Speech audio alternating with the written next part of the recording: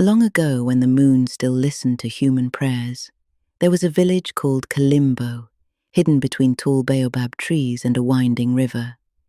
The people of Kalimbo were known for one thing above all else: their drums.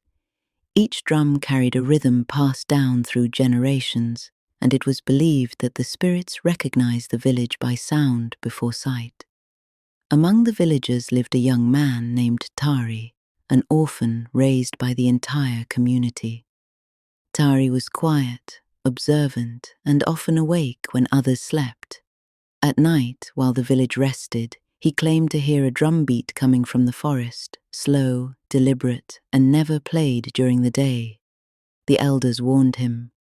"No drum speaks after sunset," they said.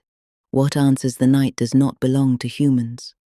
But one night, curiosity overcame fear. Tari followed the sound into the forest.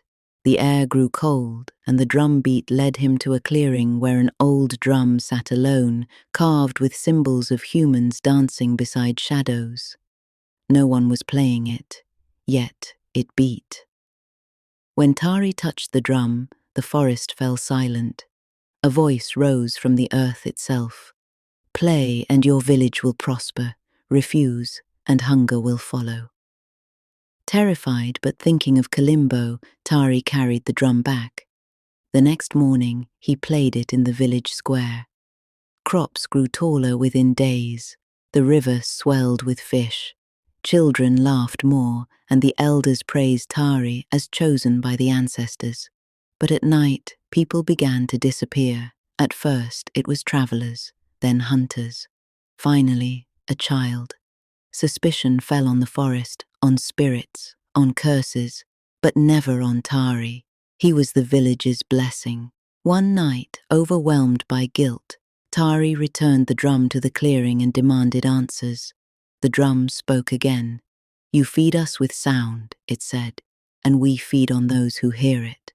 In anger, Tari raised an axe to destroy the drum. That was when he saw his reflection on its surface and froze. The face staring back was not his own. His eyes were hollow.